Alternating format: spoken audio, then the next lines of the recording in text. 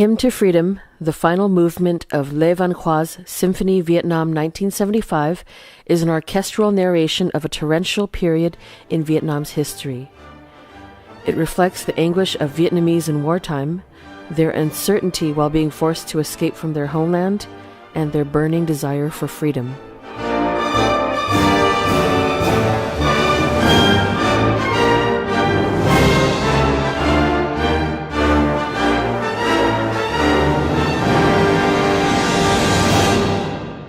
It was the first time a Vietnamese symphony was performed internationally by orchestras in Kiev, Ukraine, Melbourne, Australia, California, Massachusetts, and Virginia, United States. These artistic achievements are a direct result of Le Van Khoa's tireless efforts to contribute to his culture and country in photography and music for over 60 years.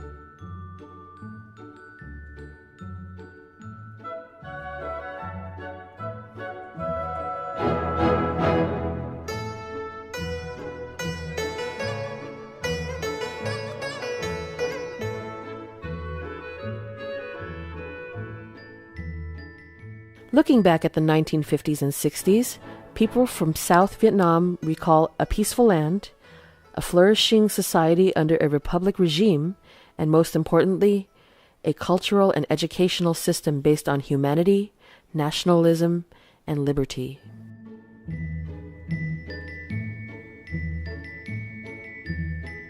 The fourth movement of Symphony Vietnam 1975 channels the beauty of the Full Moon Festival of South Vietnam in the 1950s and 60s.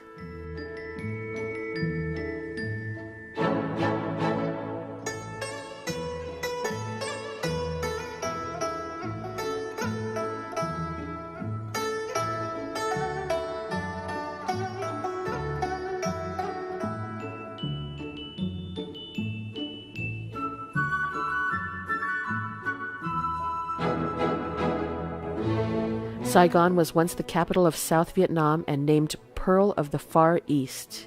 In a similar manner, the city of Can Tho was considered the Pearl of Vietnam's southwest.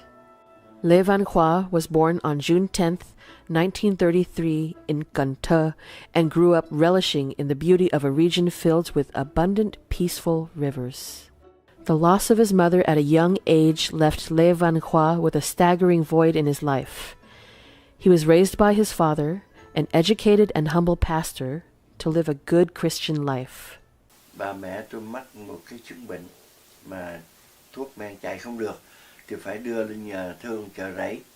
Thì bác sĩ cũng trình bày cái sự thật là không có thuốc để mà trị cho hết. Thì tôi nhớ trước khi mà chết, mẹ tôi có căn dặn bố tôi phải ráng làm sao cho con cái nó học hành đến nơi đến chốn. Rồi mẹ tôi qua đời, một cái kích động rất lớn ở trong cái tuổi thơ của tôi. Tôi cảm thấy hận đời. Tại sao mẹ tôi phải chết? Rồi chiến cuộc tràn lan, rồi phải di tản khỏi Cần Thơ. Rồi sau đó tôi theo ông anh cả đi xuống Sóc Trăng. Rồi sau đó bố tôi mới được lời kêu gọi, cho nên bố tôi mới lên Sài Gòn để mà làm việc cho giáo hội.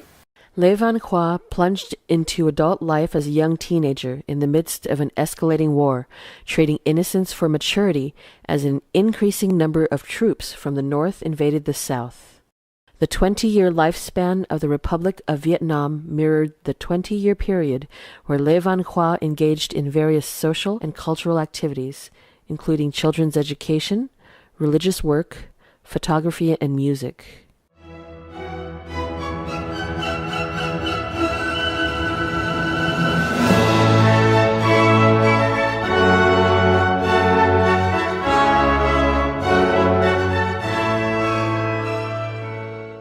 Khi mẹ tôi chết, tôi xa lánh. Sau đó cái mình mới hồi tâm. Thì tự nhiên tôi có ra một cái sự liên đới nào đó giữa thân phận mình và thân phận của những em bé mồ côi kia. Lê Văn Khoa saw the plight of children who lost their families at war and were forced to wander the streets of Saigon.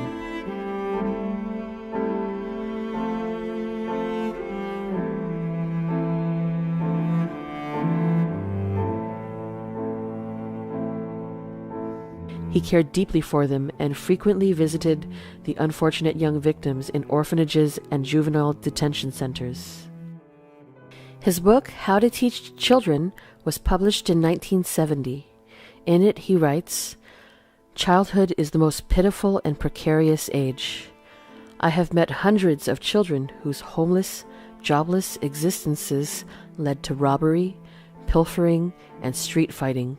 Tôi đi vào trại giáo hóa ở trại Tế Bằng Chánh Hưng làm việc với các em. Tôi nói chuyện với các em và các em nào cũng có vẻ rất là cởi mở. In the hopes of finding effective guidance for these children, Lê Văn Khoa implemented a new teaching method at a Christian elementary school. After that first step, he launched the Kids World TV show in October of 1967 on Channel 9 of Vietnam Television. Khi mà đài truyền hình đề nghị tôi làm bất cứ chương trình nào, tôi xin làm chương trình cho thiếu nhi. In this innovative program, children were instructed to explore the world of science through games and experiments. Lê Văn Khoa's Kids World became one of the most popular television shows of its time and was considered an effective way to educate children.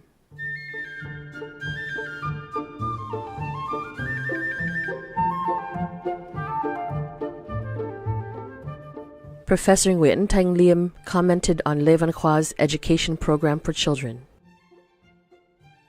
He was born with a special gift for teaching, and his classes on television reflected his philosophies and methods.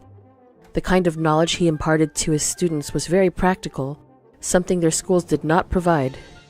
Mr. Liu Anh Tuấn recalls the effect of Lê Văn Khoa's Kids World show. As there were no science labs in our schools at the time, students like us could only learn from theoretical understandings.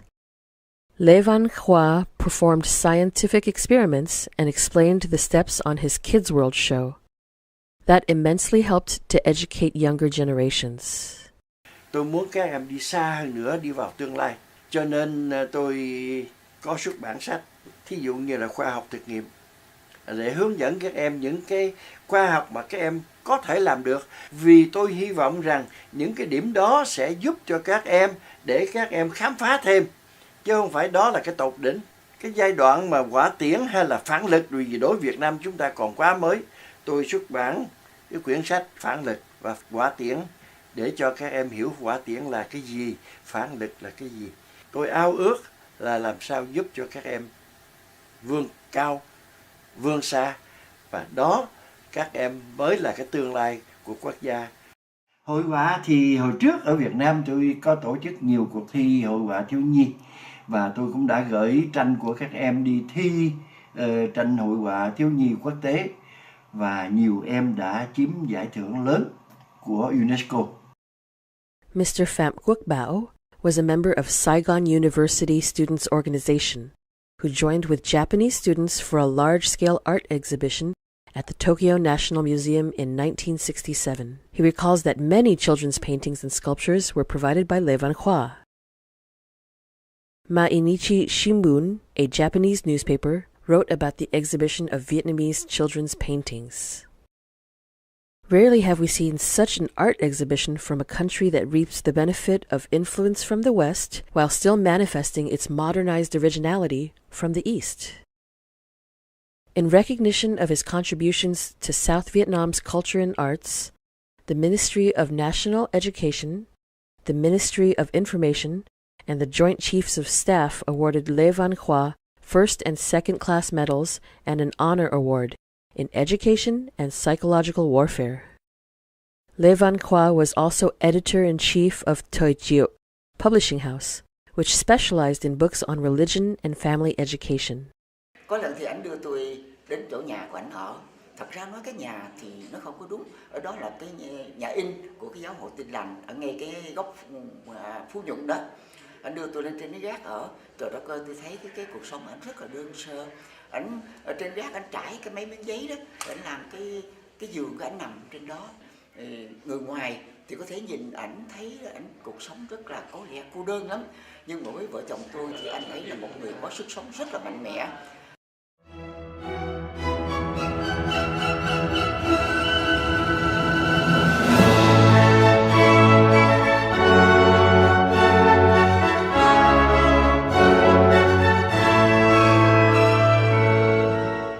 The Republic of Vietnam's policy of religious freedom made South Vietnam a land for the coexistence and development of different beliefs.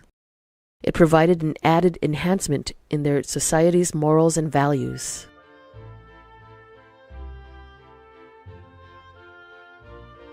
The sacred beliefs bestowed upon Lê Văn Khoa by his father, a pastor, helped him overcome obstacles in life and followed him through various social activities and artistic endeavors. In his book, Teaching Children, children should acclimate themselves to the reverent, purifying atmosphere of the cathedral, where they receive a source of hope that might help alleviate the sufferings they encounter in life. As a longtime devotee to the Seventh-day Adventist Church, Lê Văn Khoa was the main contributing author to the church hymnal and also served as director of the choir.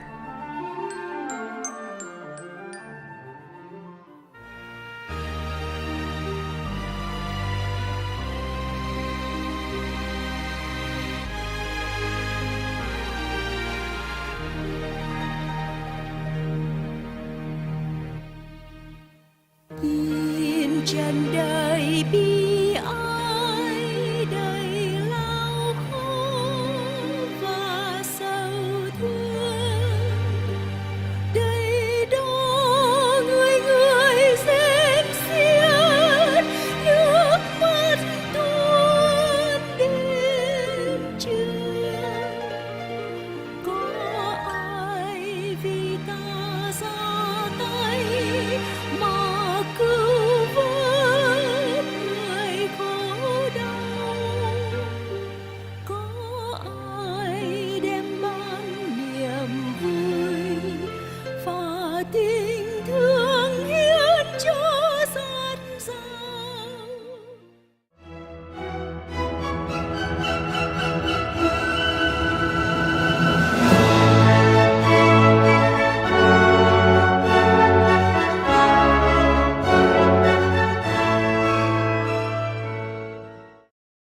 There were no art schools in South Vietnam during the 1950s. To study the arts, students had to go to Hanoi. École supérieure des beaux-arts de l'Indochine, 1925 to 1945. The Indochina College of Fine Arts in Hanoi, Vietnam. The wave of migrants from the north in 1954 brought to the south a large number of artists who were victims of a regime that stifled their freedom of expression. That period marked the emergence of many artistic photography associations in South Vietnam, including KBC, Vietnamese American Photo Club, Đình Võ, Nghĩa An, Văn Chanh, and many more. Then came the 1960s, when traffic was disrupted by war. Photographers more advanced in age were reluctant to travel. To encourage young and active photographers, Lê Văn Khoa started the Artistic Photography Association in 1968, which met the increasing demand for photographers in South Vietnam. The Artistic Photography Association was a fast-growing group. After the seminal announcement on television, it received admission forms from all around the country and branched out into many cities. The highest number of awards won by members of the association led the press to call it the richest photographers group. Since 1968, the President's National Literature and Arts Prizes were awarded biennially by the government of the Republic of Vietnam. Le Van Khoa received 2 prizes in music composition and photography in 1968. He was appointed chair of the selection board for photography in 1970. Le Van Khoa won 16 awards from 1963 to 1968. Besides the images he captured of war, his landscape photographs showed the world a different side of his beautiful country. Le Van Khoa's photographic works can be divided into 3 genres: classic photography, photography requiring special darkroom techniques, and digital photography, which he aptly calls, "Do you see what I see?"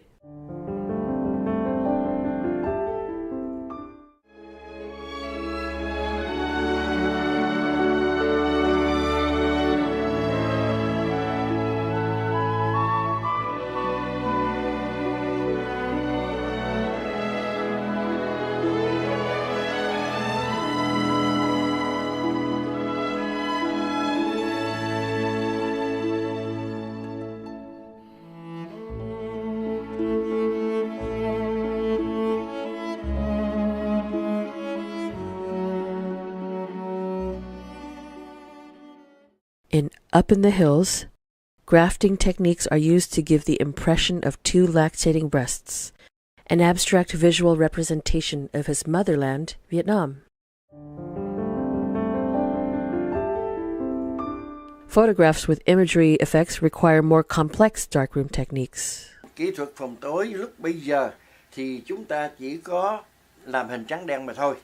Bây giờ làm hình á thì nó có nhiều cái loại giấy, tùy theo cái đâm sắc của cái bản của mình để mà mình ứng dụng thế nào để cho nó ra cái hình ảnh cho đẹp, và những cách pha thuốc tăng hoặc là giảm. Đó là nhiếp ảnh gia Nguyễn Bá Mậu của Đà Lạt, nhiếp ảnh gia Lão Thành, Phạm Văn Mười và cá nhân tôi. Và nhờ cái kỹ thuật đặc biệt của phòng tối là phân sắc độ, chớp sáng, rồi tôi pha lẫn cả phân sắc độ với chớp sáng, rồi xoay ảnh nữa. Tất cả những cái đó thực hiện trong phòng tối.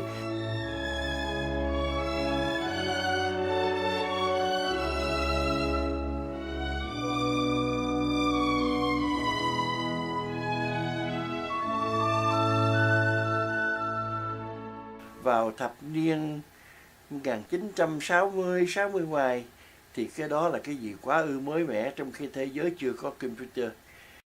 Anh Khoa có một cái What's special about Khoa is that he only used photography for his works, strictly photographic. But when you looked at his photographs, you might think they were paintings.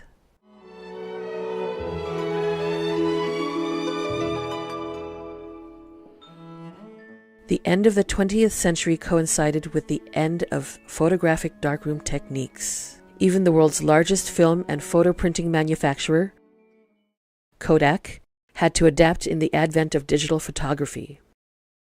Le Van Khoa's concept of abstract photography, initiated in the late 60s with his breast engorgement photograph, has kept pace with the modern movement, which can be seen in his current most period of photography, Do You See What I See?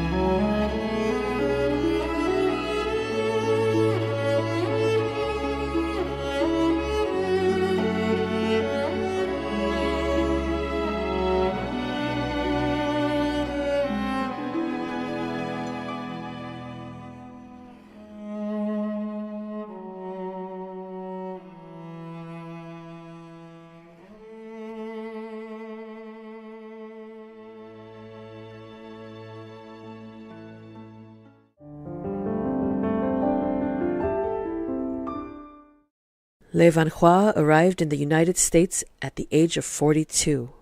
He started his new life working on a farm in Maryland. Ở đây là Jerusalem, nơi mà tôi đã sống cái mùa đông đầu tiên ở trên nước Mỹ, 1975. An American doctor recognized Le Van Khoa's talent and introduced him to Salisbury State College, Maryland, where he taught photography and exhibited his photographic works in many states in 1976 and 1977. John Broad Peters, one of 10 American art critics to receive media awards in the news, wrote about Le Van Khoa in his article. The piece was titled Vietnam Through Vietnamese Eyes and was published in the St. Louis Globe-Democrat on Sunday, July 24th, 1977. It has this to say: Khoa's photography displays a bittersweet delineation of survival in a land of bewildering contrasts, where awareness is heightened and intensified by the continual, close, and unpredictable companionship of life and death. Le Van Khoa was the only Vietnamese photographer to be selected for an exhibition entitled Five from the Eastern Shore at the Baltimore Museum of Art. This exhibition toured the eastern seaboard for an additional 2 years. All other submissions selected came from American painters. 6 of his works are still preserved at the museum today. After he left the East Coast to travel west, Le Van Khoa worked with former members to reinvigorate the Artistic Photography Association. Their inaugural West Coast convention was held in Anaheim, California in 1981.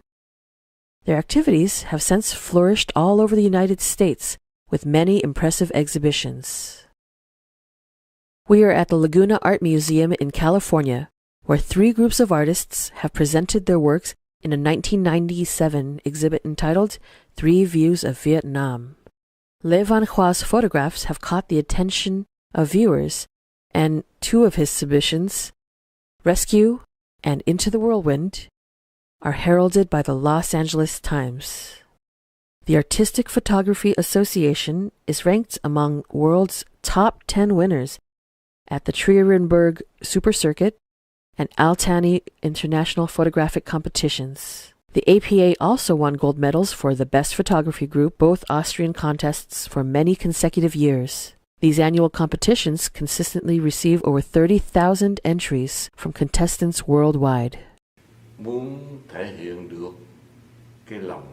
I think what best reflected Khoa's deep love for his country was a photograph collection before 1975. Back then, Vietnam was only known to the world as a land of war and death. To counter that misconception, the Minister of State Culture consulted with Khoa and asked him to make 3 sets of photographs for worldwide exhibition. 3 bộ ảnh để gửi đi đến thế giới, để nói về những cái đẹp của quê hương Việt Nam qua những cái mái nhà. His photographs showed the beauty of landscapes and people in Vietnam, the thatched roof cottages, old ladies, the children going to classrooms in the ruins of war. Each and every photo exuded his love for his country. Gần như hầu hết tác phẩm của Khoa đều nói lên cái tình tự dân tộc đó. Sau 40 năm. 40 years later, Khoa is still following the same journey he chose from the beginning.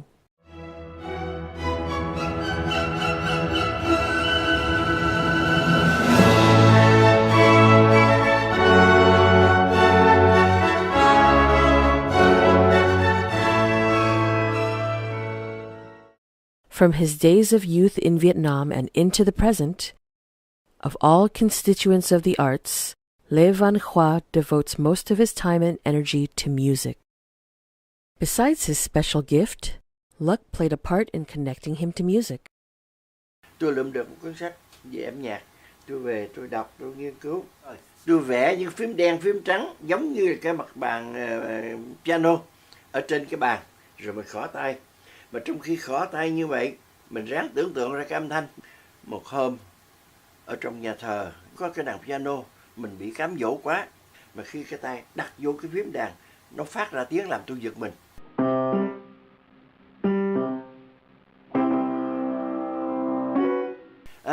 Bây giờ tôi mới nghe cái âm thanh thật. Khi mà tôi nhìn lên làm tôi hoảng hốt. Bởi vì đó là bà giáo sĩ, bà là cái người đánh đàn chánh thức cho nhà thờ. Xong cái buổi lễ rồi, bà nói đến thì bà dạy cho bà không lấy tiền. Đó là bà giáo sĩ Evelyn Wallace. Cái biến cố 54, nhạc sĩ ở miền Bắc vào Nam. Và những người nhạc sĩ ở miền Bắc thì là họ năng động. Thành ra họ mới làm chương trình này, chương trình kia, họ trình diễn. Họ được tự do, viết theo cái mà họ muốn. Nhờ đó mà có những tác phẩm lớn. Trường ca mẹ Việt Nam của Phạm Duy, trường ca Hội Trùng Dương của Phạm Đình Chương, Hòn Võng Phu của Lê Thương. Đó là những cái tác phẩm lớn mà đâu có ai đặt hàng để cho họ làm. Vì tâm hồn, vì cái tình gắn bó với quê hương. Khác là với miền Bắc. Miền Bắc không được làm như vậy, chỉ theo đơn đặt hàng thôi. Đơn đặt hàng đó là hùng hục, cổ suý chiến tranh.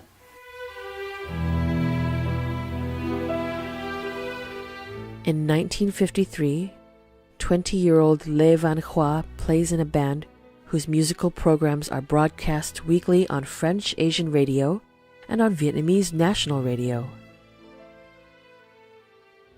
He is also the pianist for the Nordum Theatre Talent Show from 1954 to 1955. Từ 1952-53 thì tôi đã có những tác phẩm âm nhạc được trình diễn trên đài phát thanh quốc gia Việt Nam. Rồi tôi có gửi 2 tác phẩm dự một cuộc thi sáng tác nhạc toàn quốc, lúc bây giờ phải gửi ra Hà Nội để thi. Năm 1953 thì tôi được tin là tôi trúng giải thưởng cả 2 tác phẩm. Bây giờ mình muốn đưa nhạc Việt mình đi thì mình phải làm sao để mà hòa đồng được với thế giới. Cho nên tôi ngừng, tôi không viết ca khúc nữa và tôi chuyển qua để viết đại hợp ca với dàn nhạc giao hưởng. He then sat as composer and conductor of the Adventist and Trung Dương choirs, who performed on Vietnamese television, at the French Cultural Center, and the Vietnamese American Association. Lê Văn Khoa wrote many songs that reflected the damages of war. In his song cycle, Vietnam, My Beloved Country, Lê Văn Khoa mourns the destruction of his beautiful homeland. Let Your Tears Flow, another song cycle, depicts the fate of a people devastated by war, and Sunrise on My Fatherland voices his optimism towards a brighter future. 3 musicians of South Vietnam, Phạm Nghệ, Vũ Thành, and Lê Văn Khoa, spearheaded a project for the Vietnam Music Institute to work with the existing National Conservatory of Music. Their project was submitted to the government for approval. Cái ý kiến đó là của nhạc sĩ Phạm Nghệ. Ông là người miền Trung, Vũ Thành là người miền Bắc, tôi là người miền Nam. Ông Phạm Nghệ muốn kết hợp lại để mà thực hiện, lập một cái nhạc viện. Là chúng tôi sẽ liên lạc với các nhạc viện thế giới để gửi những cái nhạc sinh giỏi đi ra ngoài học. Hy vọng rằng họ sẽ trở về để cho các nhạc sinh trẻ của Việt Nam có cơ hội hấp thụ được những cái hay hơn. Thành ra lập dự án rồi nộp Bộ Nội vụ. Khi họ chấp thuận thì là vào đầu 75 rồi. Lúc bây giờ mình đã bắt đầu di tản, chúng tôi cũng không dám xúc tiến thêm. Their efforts for the development of South Vietnam's conservatory were cut short on the nation's darkest day, April 30th, 1975. Under the dire circumstances, Lê Văn Khoa decided to leave Vietnam. Mình phải đi, và mình khi đi ra ngoài được thì mình phải tìm cách làm sao để cho thế giới biết tới Việt Nam của chúng ta.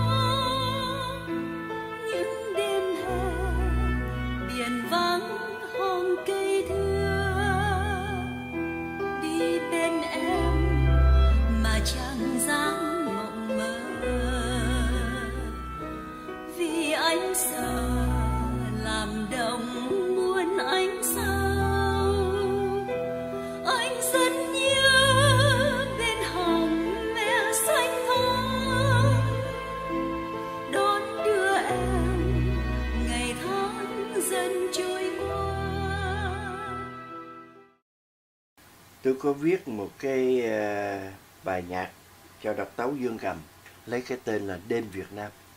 Tôi muốn nói nó cũng như người mẹ Việt Nam ru con đang ngủ, nhưng mà rồi bị chiến tranh đánh thức. Nhưng sau đó thì bà mẹ lại an ủi, những đứa con còn sống hãy an ngủ, những đứa con đã chết cũng nằm yên. Và nhiều người họ cho cái bài Đêm Việt Nam của tôi đó là cái dấu hiệu báo trước cho cái tác phẩm Symphony Việt Nam 1975.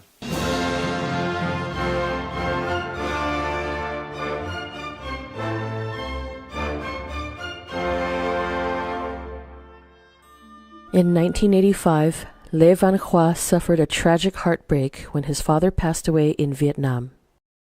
Halfway across the world and unable to return home, he channeled his unspeakable grief into Symphony Vietnam 1975.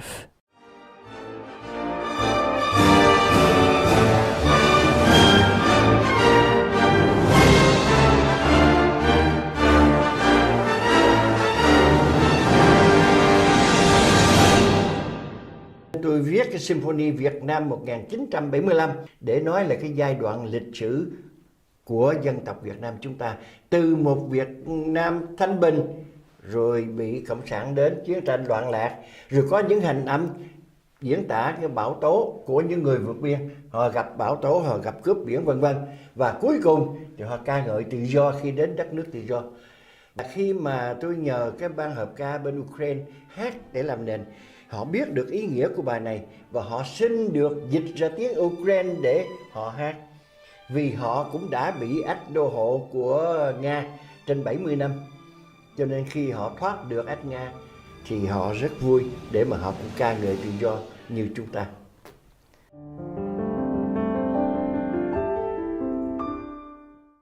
It's a beautiful piece, and it tells a very beautiful story, like all the great symphonies do. It tells a story in music of real people and real time in history. And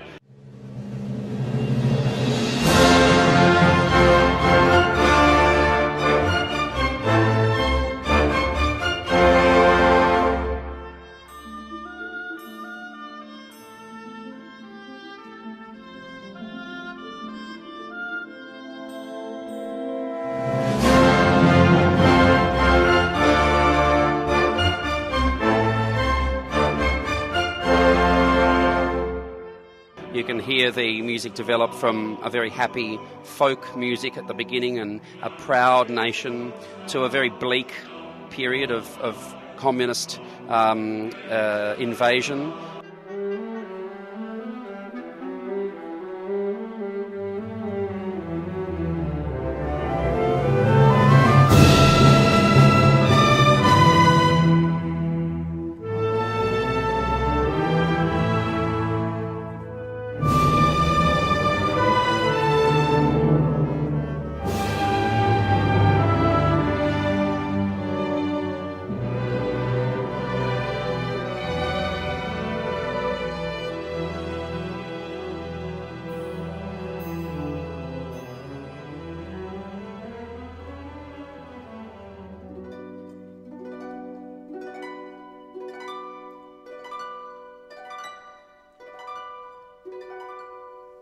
And you can hear the music change. It becomes very modern and very stark. There are lots of very almost unsettling sounds, very strident notes and big gaps in the music, like a country's broken.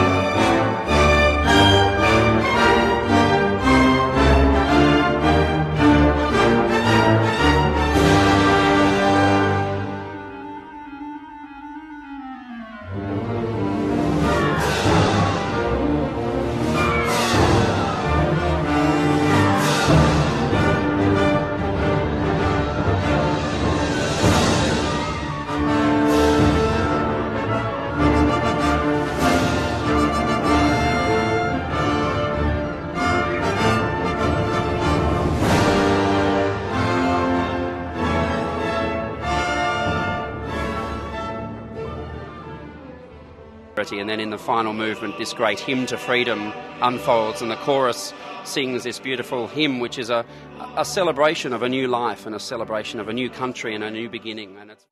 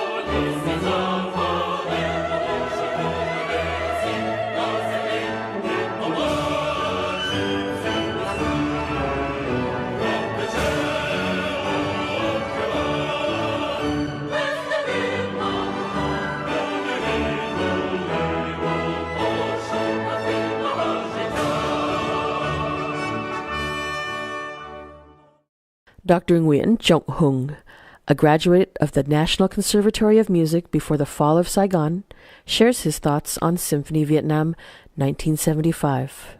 With the creation of Symphony Vietnam 1975, composer Le Van Khoa has shown us he is a master and innovator. He has melded Western and Eastern instruments and sonorities, giving them equal roles within the symphony orchestra. So in 2005, Symphony Vietnam 1975 was performed and recorded by the Kiev Symphony Orchestra in Ukraine. On October 22, 2005, at Melbourne Town Hall in Victoria, Australia, conductors Andrew Wales and Le Van Khoa directed the Royal Melbourne Philharmonic Orchestra and Vietnamese Community Chorus in a program commemorating 30 years since the Vietnamese exodus. In 2010, the Kiev Symphony Orchestra toured the United States under the baton of Matthew McMurrin and Le Van Khoa. They performed Khoa's compositions in a commemorative 9/11 concert near the nation's capital called An Ode to Freedom on September 11, 2010.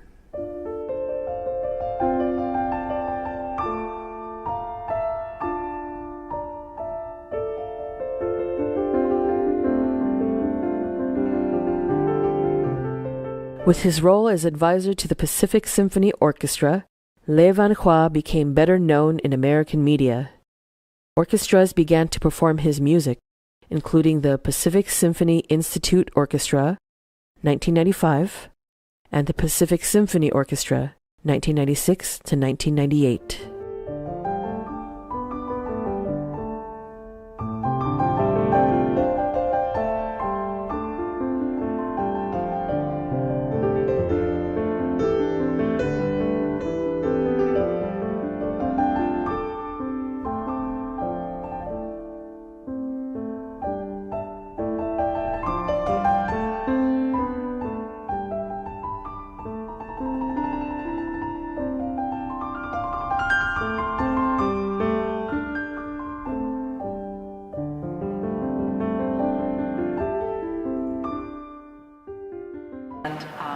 We are so blessed in our city to have him because there is no one who has made more of a contribution to the arts, the theater arts, musical arts, and also to photography.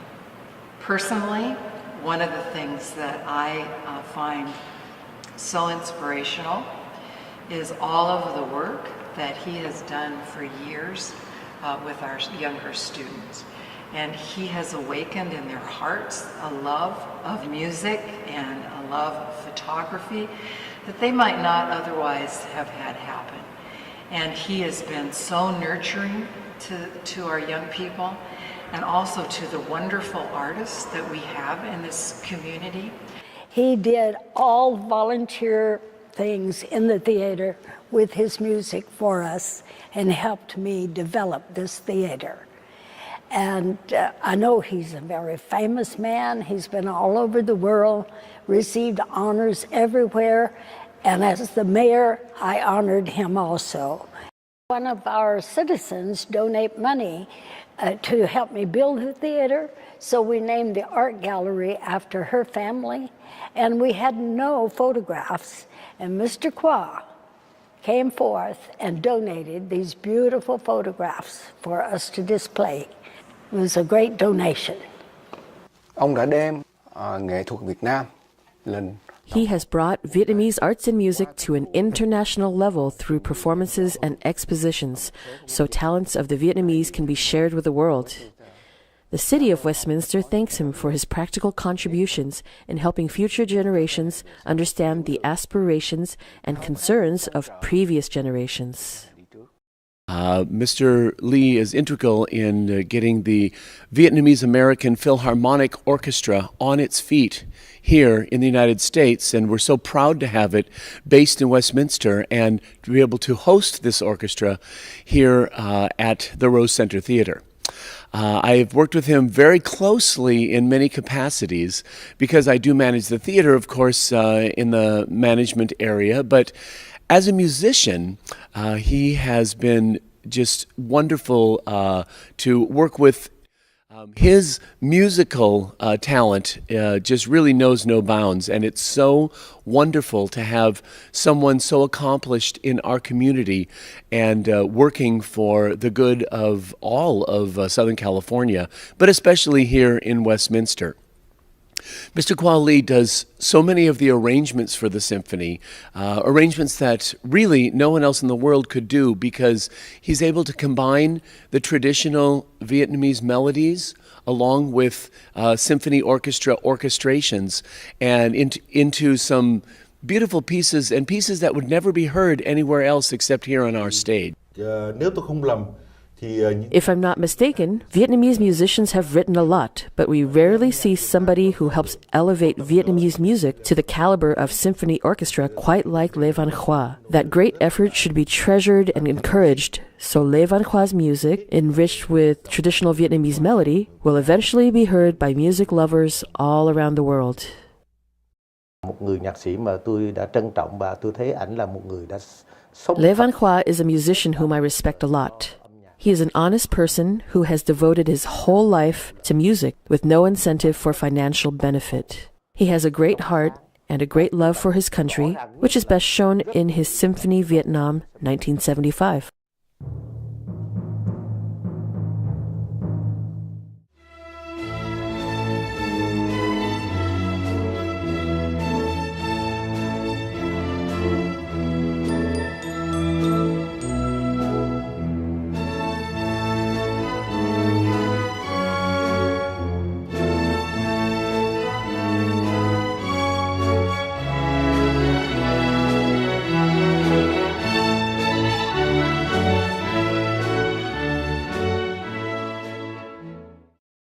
Lê Văn Khoa's music debuted in 1975 at Loma Linda University in California. He continued to write choral arrangements of traditional Vietnamese songs, featuring instruments ranging from piano to orchestra. In 1980, the Thùy Dương Quartet with Chun Chuk became the first choral group Khoa conducted in America. With the establishment of the Ngan Khơi Chorus in 1987, performances of Vietnamese music were better organized and began to flourish.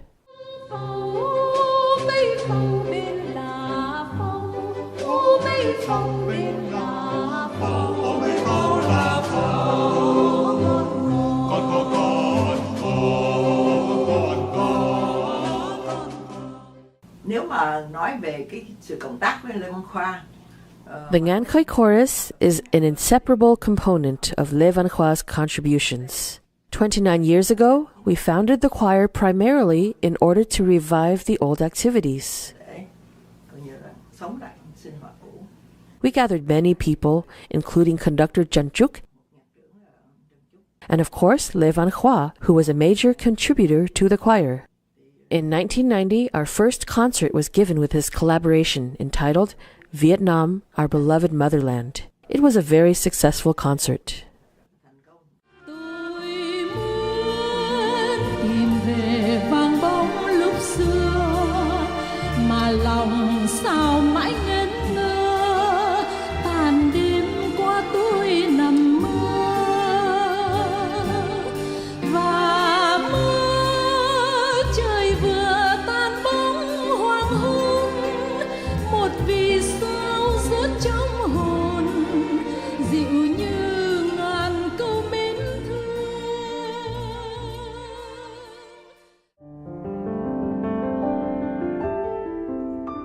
Tôi nghĩ rằng mình làm sao phải nuôi dưỡng ở trong cái giới trẻ cái tư tưởng để mà lớn lên họ có thể làm được những việc lớn. Cho nên tôi cũng có dạy nhạc cho mấy em nhỏ. Và hiện bây giờ thì có một em 12 tuổi, một em 11 tuổi bắt đầu sáng tác nhạc.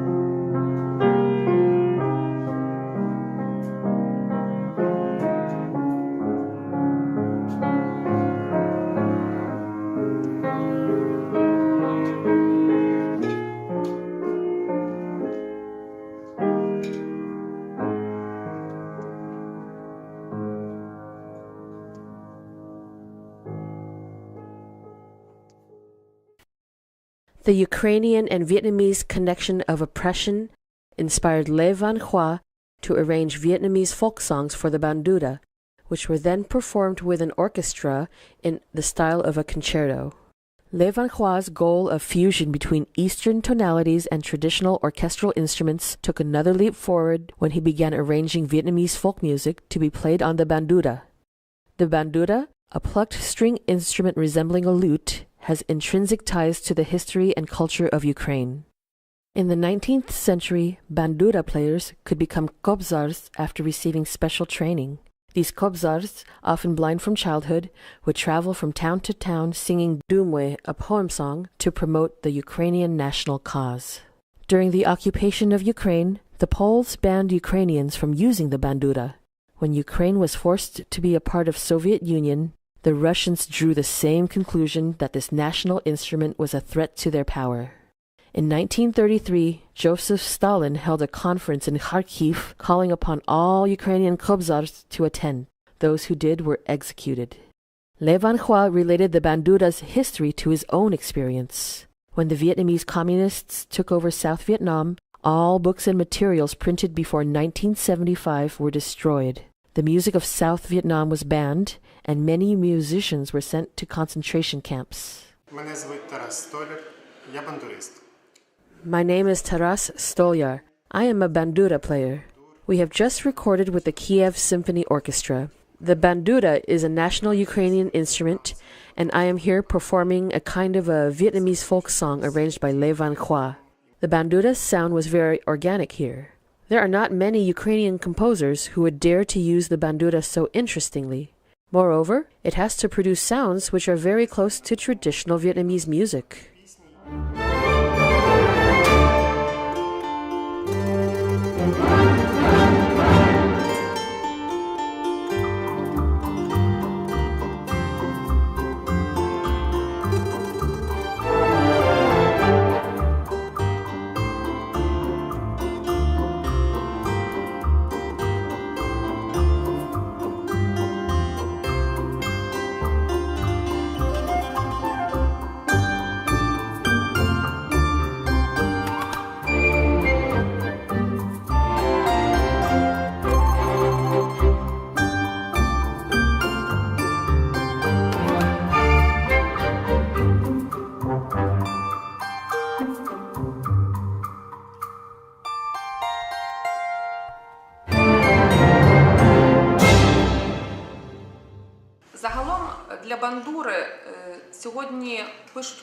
I am a professional bandura player. The art of Le Van Khoa was totally different because it was a combination of European and Eastern music.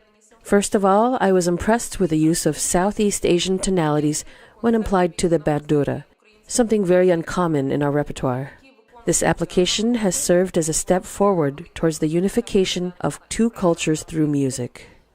In 2010, Ukrainian artist Katerina Myronyuk performed Vietnamese folk music on the bandura in Washington, D.C., accompanied by a symphony orchestra and conducted by Le Van Khoa.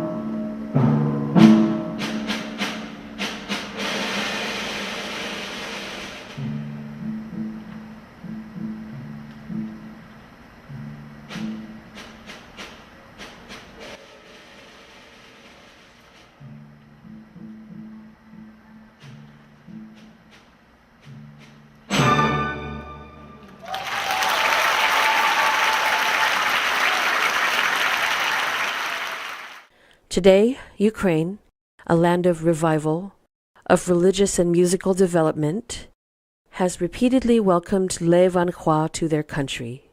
He has made numerous recordings there and has donated his books to music schools in Kiev. Through Le Van Khoa's relationship with the Kiev Symphony Orchestra, Vietnam Film Club visited Ukraine in 2012 and recorded the Republic of Vietnam's national anthem for its documentary, Soul of Vietnam, Vietnamese National Flag and Anthem.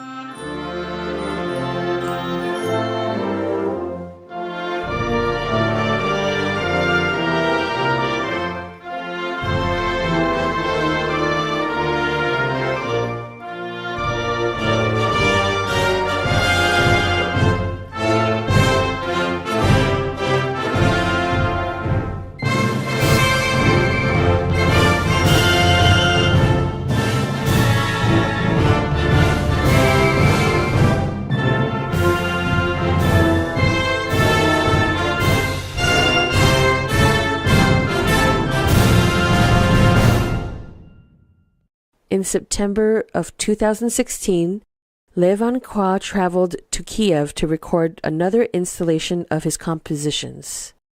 At that time, Vietnam Film Club traveled with him to interview some of Ukraine's most successful conductors, performers, researchers, and music professors. These interviews show us how Le Van Khoa's musical outreach has touched the hearts of people in different parts of the world. This music by Le Van Khoa won my heart. It was a great discovery for me because all the power and greatness of Vietnamese people was revealed in his music of this particular symphony.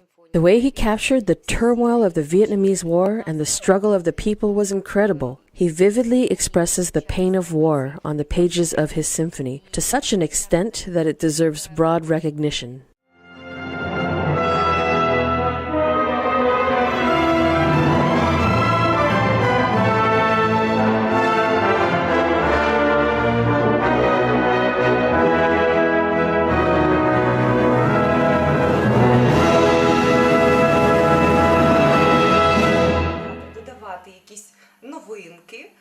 I have had the honor of meeting Vietnamese composer Le Van Khoa and have collaborated with him for a number of years. We have recorded some of his CDs together, including one piano album.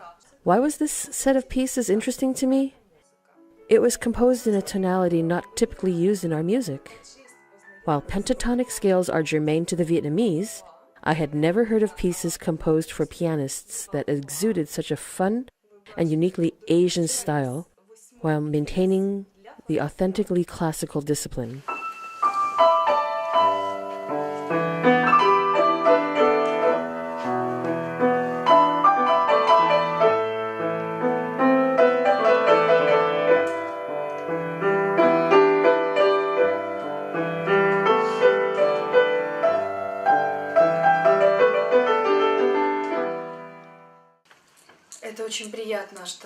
I have performed many of his pieces of music. Within Khoa's skill set lies a great diversity. He is a prolific composer. There are instrumental solos, solo instruments with orchestra, songs for choir, and piano duets. It has been an honor to perform his work, and his music is extremely warm and kind.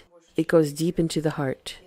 I really wish to convey to Ukrainian and American listeners that Le Van Khoa has a big heart and a deep love for his country.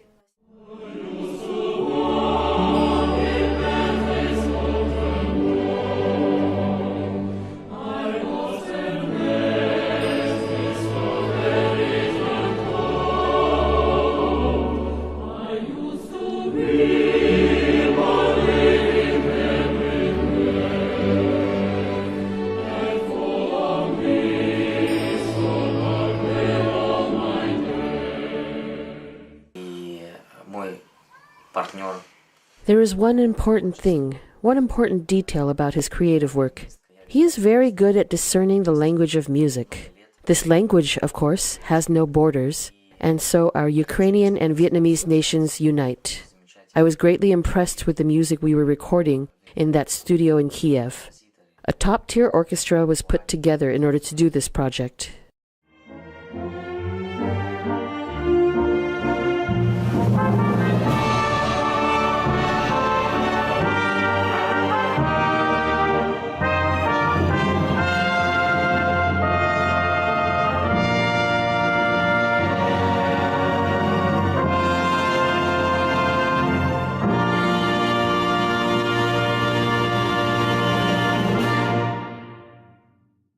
We are very happy that your group came here to record beautiful pieces where Levan Khoa used the most ancient Ukrainian music instrument, bandura, which originated from kobza by adding an extra set of strings.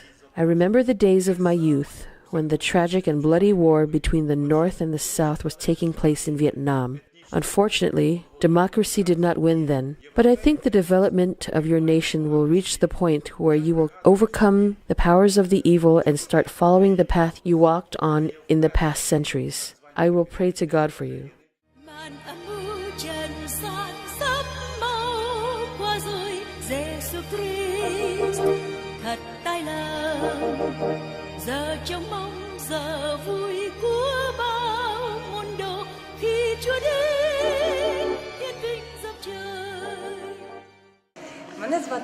I am an established violinist in Ukraine. I am very thankful that fate brought me together with such a wonderful musician and composer such as Levan Khoa.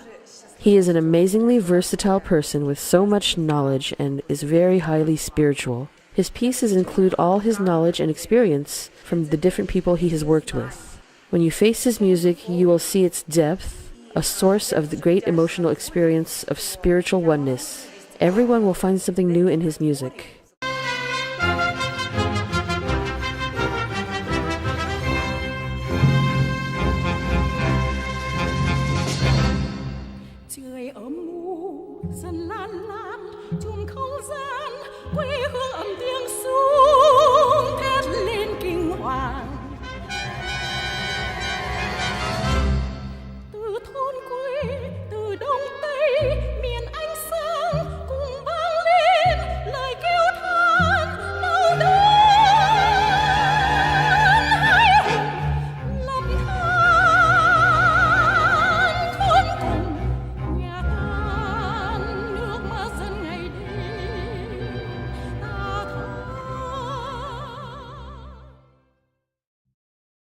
In his efforts to introduce Vietnamese music to the world, Levan Khoa has used different genres, arrangements, and instrumentations. Categories of Levan Khoa's music: songs, religious music for children, violin solo, cello solo, flute and orchestra, piano solos, piano duets, quartet, orchestra, music for children.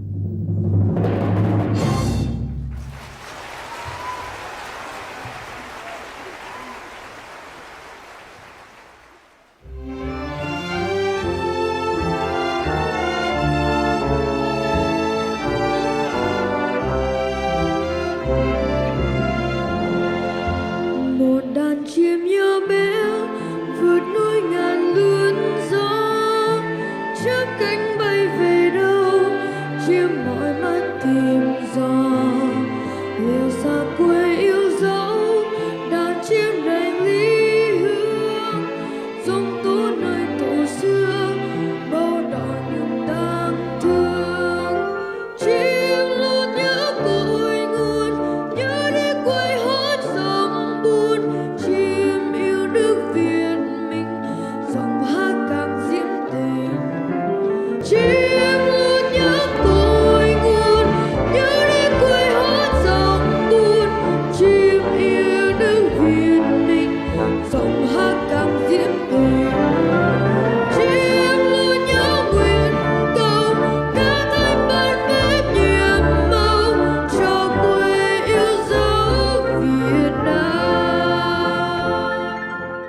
Professor Andrea Bambace, concert pianist and professor for Conservatorio Monteverdi Bolzano in Italy, and adjudicator for international piano competitions, commented, "The piano solo Beautiful Bamboo by composer Le Van Khoa is very, very interesting and soothing. I was attracted right away because it is artistically moving." Tôi không nói anh là nhạc sĩ mà tôi nói anh là nhạc sư chứ không phải là nhạc sĩ. Tại vì nhạc sĩ chỉ là giống như tôi thì viết dạy nhạc thôi, còn anh ấy là ngồi sáng tác ra làm thành những bài giao hưởng rất là công phu. Anh Lê Văn Khoa đã phối hợp những bài dân ca Việt Nam, đặc biệt là dân ca quan họ Lý Cày Đa, Xe Thị Đùi Kim và luôn cả những bài dân ca miền Nam là Lý Ngộ, đem cái nhạc ngũ cung đi vào lòng vào trong nhạc Tây phương, chứng tỏ rằng anh là một người hướng về dân tộc, không những là cho thế hệ của chúng ta mà luôn cả thế hệ sau này.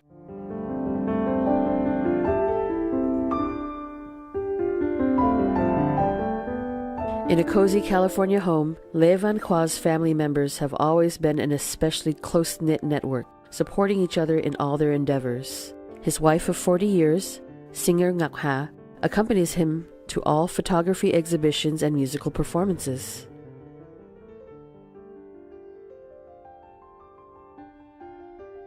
One of his 6 children, Kim Lee, follows his path and teaches music. She also owns Pacific Foundation for the Arts, a non-profit organization which allows her to help young musicians who are unable to afford the lessons they desire, as her father once was.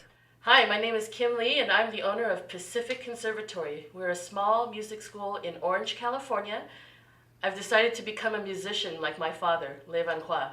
When I asked him, after a few years of college, if this is really what I should be doing, he said to me, "If you want to go into this, you have to go into music with your entire heart, your mind, your body. You have to feel it in your bones. And if this is indeed what you want to do, you must listen keenly and always look ahead. You have to expect no rewards, but demand great results."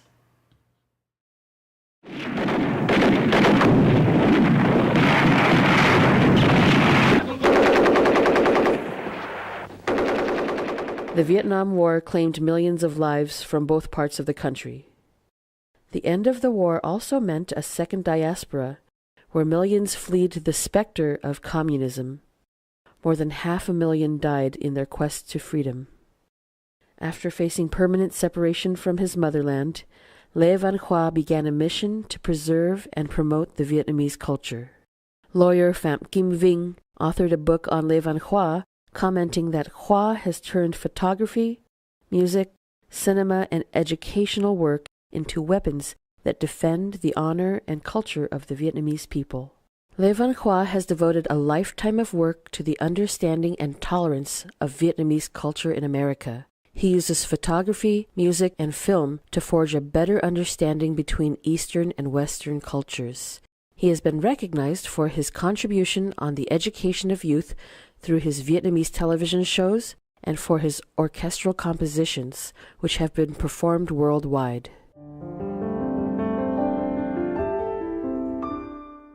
One of Le Van Khoa's ambitions for the future is that young Vietnamese musicians are taught to preserve and disseminate the essence of Vietnamese culture to all parts of the world.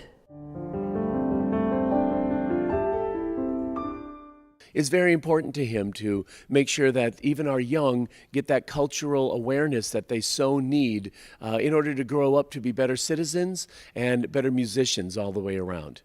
Old age has not been a hindrance to his composition, and Khoa still attends concerts, book signings, photography exhibitions, and master classes.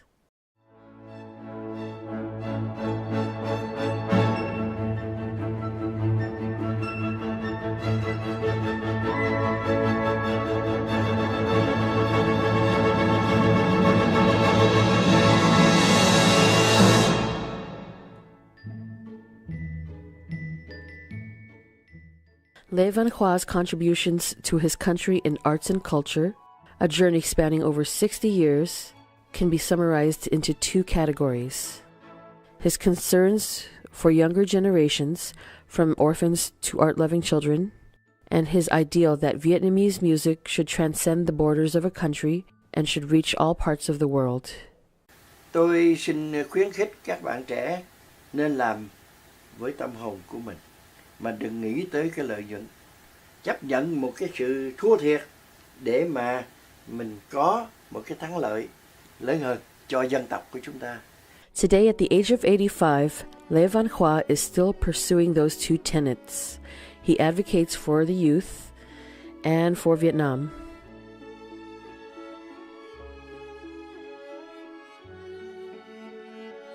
Lê Văn Khoa has often dreamt of what life would be like if he were to return to his homeland. In his heartbreaking song, I Shall Return, he reflects upon the quiet dreams of Vietnamese people all around the world.